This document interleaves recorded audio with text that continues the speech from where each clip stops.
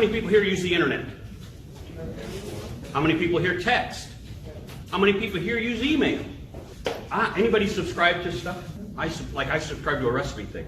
And I subscribed and got this one recipe, and it wasn't just a recipe, it was a chili recipe. Anybody else like chili besides a few people? Florida's tough to have chili because we don't get cold, right?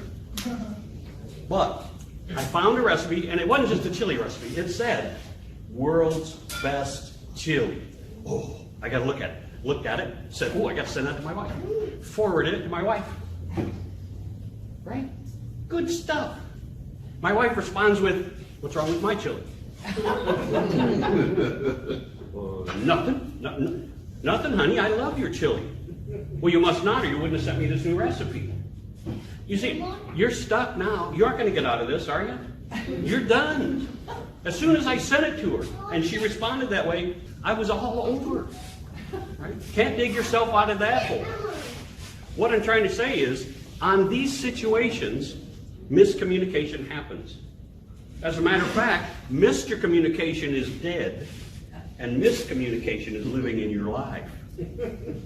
Anybody else have that problem with miscommunication? You send something out, and somebody responds with a negative, and you're like, wait a minute, what happened?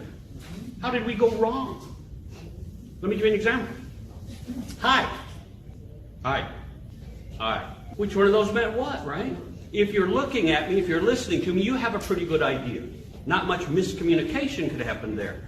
But if you put that in your text, H-I, somebody has to interpret which mood you were in. Correct?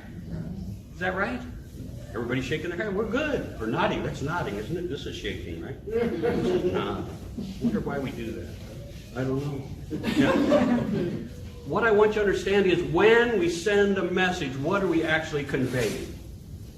When we do that at work, we open ourselves up to miscommunication, whether you're sending a text, whether you're sending an email.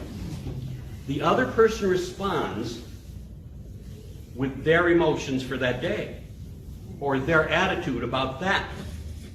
Correct?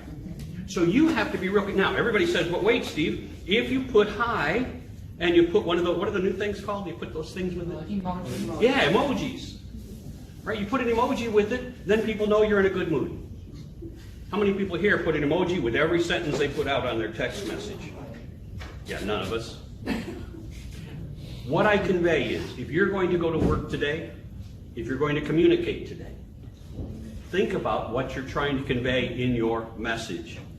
One of the great challenges with any company, any corporation, is that we suffer from miscommunication. Ruins companies, ruins corporations, destroys morale. The next time you go to send a message, think about what it's saying, how you can clarify it, how you can make it better interpreted on the other end, and then press send. I'm Steve Sapato.